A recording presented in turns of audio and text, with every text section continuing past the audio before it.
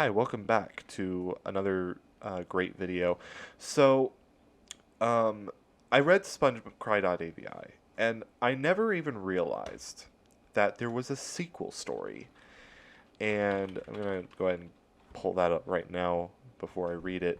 Apparently, it wasn't even created by the same author that made the original. So, yeah. Well, it's pretty freaky, but oh well. We'll just read it. It's much longer than the other one, I think, but that just means more fun to be had, right? So, yeah, let's go on. This story is called Spongecry II in Roman numerals .avi. So let's begin. Well, it has only been 2 years since I viewed Spongecry.avi, and I'm far from recovering from such a shock after viewing the clip. You can definitely tell that someone else wrote this. I mean, you can just fucking tell the fanboy of this story illuminating from that first sentence. My computer's been taken to Best Buy for repairs and to hopefully have the Spongecry.avi video eliminated from my PC forever. Hopefully, it will not haunt the doorsteps of my mind ever again. I should be getting a call from them by the end of this week, if not longer. That would do my well-being a world of good to see that godforsaken video of SpongeBob crying and turning into a decomposing mess every 10 seconds gone forever. But one question lingers after I looked at the video clip that day. Who the hell wrote one-timed action will be badaldly anyway? The person that wrote this story did not write the sentence the same way that the first story did. So, author can't even do it right. Author can't even be a good freaking fan story of a bad creepypasta right. I went to a hacker friend of mine who was able to translate the gobbledygook that was in the video, and maybe he could tell me what it meant. He was much braver than I was to view Spongecry.avi and asked me to leave the room. 17 years old and had a lot of valor. After all, he was my best friend and was willing to do anything. I heard him say to me, "Dude, it's fine. You can come back then, video's not playing," after deciphering the text from the original Spongecry video, which was indeed written in the style of a preschooler. Here's what he said. One-time actions will be deadly. That's not even what I looked at him skeptically. What does that mean anyway? I asked him. The voice I heard on the video, that of SpongeBob crying, was not Tom Kenny at all, he replied. Well, that's all fine and dandy and everything, but what the hell does that have to do with the text you just translated? He picked up the bottle of Pepsi that he had been drinking, took a swig, and placed the glisteningly wet bottle down on his desk. What the fuck? Dude, he said calmly, I'm getting to that. Don't worry. The shitty looking scribble I saw that looked like it was written by a preschooler. It's too real to be CGI or used in any video editing software. It was written by a person on an actual animation cell, which would explain why the Crayola crayon writing looked too real. Crayola crayon. That's redundant. We hit the road from Malibu to Los Angeles City looking for answers. How dedicated are you? How dedicated are you? Hold on. This fucker drove almost 29 miles to figure out. I mean, okay, that's not that bad. It's like a 45-minute drive or like an hour. It's only like a 45-minute drive if you're lucky, but that's still there's too much. That's too much. That's too much effort to figure out the meaning of a shitty cartoon. After all, it would only be 50 minutes until we reached Los Angeles. Oh yeah, he fucking searched it up before me. Jesus. It was a woman's voice. Tom Kenny himself would not break down and cry that real and intensely when he was doing any episode of SpongeBob. When you see SpongeBob crying on any episode, you know it's comical. But the woman who was heard crying in place of Tom, Something didn't seem right, he said. No shit! After going to the police with the story, here's what they said. On this one episode of SpongeBob SquarePants, Tom Kenny, who never missed a voice acting session in his life, took a sick leave and the episode was put on hold. A woman in her mid-20s, the same voice heard in the SpongeCry video, claimed she was a family member of Tom and said she could do any SpongeBob character voice known to man, especially SpongeBob, and asked the production crew, even Steven Hillenburg, the show's creator, if she could fill in for Tom while he was out sick. They didn't see any harm done in that because they're fucking dumbasses, but the one weird thing I couldn't put my finger on is ... Why would this woman ask the animation and audio crew to leave the room? Did she want to do this herself? Was she really that talented at animating and voice acting? Sure seemed like it. Since nobody was allowed to enter the recording studio where the voice actors went, and since it was soundproof, this gave the woman a lot of time to do the cartoon. I also found out that the cartoon was originally going to be No Weenies Allowed, but this young woman had entirely different plans for this episode. She looked at the script, where she stood near the microphone where Tom Kenny originally stands, was about to say her lines, and, for no apparent reason, she breaks down crying, screaming as if she was crying over the loss of a loved one or finding a family member dead from a heart attack. So specific. Again, nobody bothered her. Nobody came into the studio, and what seemed like an eternity was actually 90 minutes. The woman came out of the studio, looking and acting normal, even though she had teary-looking eyes, and ran to Bill Fagerback. Is that how you pronounce his name? Yeah, fuck it. The voice talent behind Patrick Star with 2 R's. Fagerback asked her, "You okay?" She told him that her tears from where she was laughing too hard after reviewing the finished episode and then smiled. Bill chuckled and commented on her doing a good job. And that was the end of the day. My friend's mother, who worked as a phone tapper for the LAPD, was able to identify the voice. What the I can't even believe for a second that this little bitch came in and got everyone's permission to just voice act and animate the entire episode in 90 minutes. Anyway.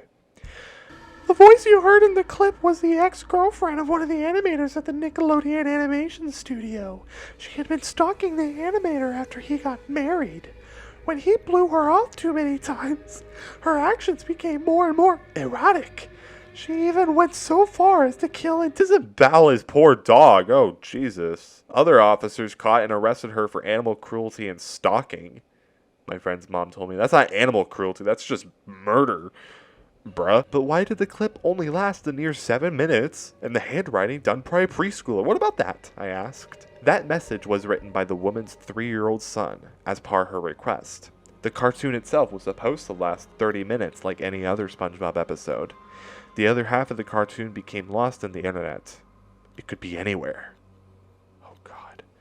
The police commissioner who came into the office was carrying a cup of coffee for me, a soda for my best friend, and a bottled water for my friend's mom. Great detail. I overheard you talking about the lost SpongeBob episode that was supposed to be filmed in place of No Weenies Allowed, he said, giving us our drinks. Who talks like this? What do you know about the cartoon? I asked. I was feeling tired and hungry. The coffee he gave me should be able to perk me up during this time. I felt like I wanted to sleep for a damn year. Rumor has it that the cartoon never aired and No Weenies Allowed was shown instead, which was a big load off everyone's shoulders. My 2 little daughters are big SpongeBob fans, and so am I. Anyway, I was reading an article on Yahoo which said that the cartoon you were talking about got circulated via mobile text message. So if that's the case, and anyone who finds it, we can put an end to this mess, the police commissioner said. At that moment, where I thought that everything was working out fine, I felt my stomach froze as I noticed a message displayed on my iPhone. 1 missed called. I was about to brush it off and thought it was just another telemarketer trying to sell me something, until I noticed the attached item that came with the message. What is it, man? My friend asked. He noticed the look of concern and confusion on my face. I think I found the cartoon, ... I replied, my voice nearly fading. Open the video, the police commissioner said calmly. My friend's mom was anxious to see the other half of the cartoon. After the video roared to life, it didn't resume like a video would that you see on YouTube where you go to part 2 or whatever. Nice. It showed the regular introduction with Patchy the Pirate being his old jolly self, kids singing the SpongeBob SquarePants theme, and SpongeBob playing the flute with his nose. Fun fact, that is not actually Patchy the Pirate. That's actually, I think he's called Painting the Pirate, because he's a painting. Get it? After the created by Steven Hillenberg byline was displayed, I didn't hear any music, just the sound of a heart beating. Then very faintly, various news report audio clips. Authorities continue to release details of the murders. They still have no explanation as to why it all happened. I heard then the sound of a woman weeping softly. This was starting to get a little scary. ... The clips continued. ... The medical examiner says he expects to positively identify most victims. ... A file cabinet in the refrigerator and opened boxes. ... The police department continued to be flooded with calls from families with missing loved ones. ... Says he killed even more. Arrested on suspicion of mass murder. Some of these murders at least have been committed outside the city limits. ... The title screen came up. SpongeBob Cry 2. A fucking sequel?! Just as I remembered, SpongeBob in his big red chair. All the furniture gone, poor little Gary laying dead, lifeless and mauled beyond recognition. I wanted to cry because I saw Gary dead. Poor little fella. My heart hurt for him, but I just tried to remain calm. As SpongeBob continued to get more and more decayed, looking like a putrefied mess after every 10 seconds he became when he cried, he stopped, turned, and looked at the viewer. His skin was already a mucky-looking mess, and he looked more like Carrion, wearing his trademark shirt, shoes, and little red tie. All SpongeBob, it's not capitalized, all SpongeBob ever did in the first video was cry, but he now started to speak. Oh no, oh, this is going to be so bad. Okay. So is this what it will take to talk to you, Evan? Evan was the name of one of the animators at the Nickelodeon Animation Studios for SpongeBob. Why couldn't it have been you to ask me as your wife instead of Stephanie? She doesn't love you. I loved you. You loved that stupid dog too, more than me. I know I was stupid to turn you down in high school, but I was a stupid girl back then, and I didn't know any better. I was young and stupid, you happy? I wanted to be your lover, but I was too busy having my head up Eric's ass to even care. This is so bad. You're right, I was using Eric and making him look like a fool. I wanted to marry him, 3 exclamation marks. Teary voice, in parentheses. But I was so young and stupid. Sniffles in parentheses. You had every right to threaten me when I was messing with you, ... And your family. It was my own damn fault for costing you a lover those years ago. Screaming, crying. I had a mental illness, but I didn't want to tell you because I was afraid you would hate me forever. But I guess you do, don't you? Question mark, exclamation mark, exclamation mark. Georgia told me not to kill your beautiful dog, but I went ahead and did it anyway. Magic laughter in parentheses. I killed your fucking Malamute, baby. The reason why I told Georgia about you is I wanted to know how sweet you were and how much I loved you, but I guess you're never gonna love me. Screams, cries hysterically. Aren't you? Since I was pregnant with our child and I knew you were never gonna love me, I just thought I'd ruin your life by ruining your favorite cartoon. I'm waking everyone up by this. We're not done yet. As the lamentation and commentary continued, SpongeBob now turned into a walking dead skeleton as the crying got more violent and he continued to talk. But as I said, this wasn't Tom Kenny's voice at all. This was a mentally insane woman who had driven away every boyfriend she had ever because of her severe manic depression. She never admitted it to anyone because she thought it would have made her weak and everyone would leave her and she would go from popular to unpopular in the blink of an eye. When SpongeBob started to become a graveyard-like skeleton, the inside of his house started to decay from years of neglect, the wallpaper peeling off the wall and Gary now a putrefied mess. My best friend, despite the fact that he remained calm, puked in a wastebasket after seeing Gary, a dark green puddle of slime and rotting flesh, and his shell now aged. Okay, I think we're almost done with the screaming. Until you accept me back into your life, Evan, I'm going to continue to wreak havoc on you, the animators at your precious Nickelodeon studio, your friends, your family, and your life in general. You don't deserve Stephanie! In parentheses, settles down. Intense crying now becomes soft weeping. I'm sorry you hate me. I'm sorry you don't want me back in your life. ... I know we can only be friends. ... But I don't care if you hate me or not. ... I still love you. ... So does Georgia. ... So do all of my friends. Parentheses, weeping as if she were sorry for everything.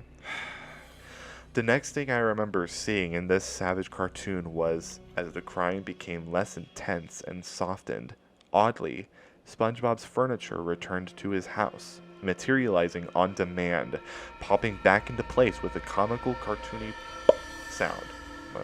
Whatever. The wallpaper appearing on the inside of his pineapple like new. A light shining from above on the now rotted away puddle of sludge that was Gary. Oh fuck. Now bringing him back to life, while I heard an angelic heavenly chorus singing, and a soothing twinkling sound with stardust encircling him, returning him to his normal happy little self. Gary was alive! Seeing him alive, but now on the floor where he once lay dead, was now producing his cute little snoring meows. The little guy was tired. Yeah, I'm tired after reading this shit. SpongeBob himself started to come back to life from being a rotted, putrefied skeleton to his normal, spongy self. SpongeBob was still sad. He went over to where his sleeping snail was, gave him a kiss on one of his eye stalks, and walked back to his bedroom. Still in the woman's voice, I heard her say very softly through her tears, "I'm sorry." Then a TV test pattern showed up at the end of the video after a cut to black sequence. Turns out the lovesick Fatal Attraction-esque woman was the one behind the Spongecry episode. She was at one point a sought-after horror film animator who just had a nervous breakdown after she had been dumped, which would explain SpongeBob turning into a ghoul. Creator Steven Hillenburg reported the woman to police and was scheduled to have her appear in court. She refused to testify against Nickelodeon Animation Studios and later committed suicide out of remorse. I was fortunate enough to delete part 2 of the Spongecry episode from my iPhone, and since this whole mystery was solved, I will be able to sleep better at night from now on. Oh, there's no Trojan in it? You didn't delete the Trojan from the second part? Oh no. A little post-mortem advice to the lovesick girl who made Evan's life a living hell. He said he didn't want to have anything to do with you, and he is happy with his new wife and life. When a guy drops your ass, no means no. ... Bitch. The nightmare was finally over. Oh, pineapple under the sea. SpongeBob. Cry. Well, this is gonna be a difficult video, audio to edit because of all the stuff that I'm gonna have to cut out. I'm gonna have to do a lot of cutouts. So yeah, that was the story. Even worse, surprisingly, in my opinion. I mean, it's just comical. It's just so funny to read, and the voice acting. I mean, I'm pretty sure I woke my sister up. That's how great my voice acting is. This is why I'm going to Hollywood soon. But yeah, I don't really have anything else to say except, God, that was so awful. There were so many parts in this story that you could just tell was not written by the same author who was trying to go like, referencing the original Crappypasta. It's funny, right? It's funny. I'm so cool, guys. Oh, fuck off. Yeah, I don't have anything else to say. I think that's it. Thanks for watching, or listening, whatever. Subscribe, like, comment. Constructive criticism would be nice, I guess. I don't know. I should be criticized for even thinking of reading this shit. So yeah, bloopers here after this. I hope you guys have a good day, and I will see you guys next time when I read probably not another SpongeBob horror story. and asked the production crew, even Steven Skillenberg, and asked the production crew, even Steven Hill. Oh my fucking god! I just said it.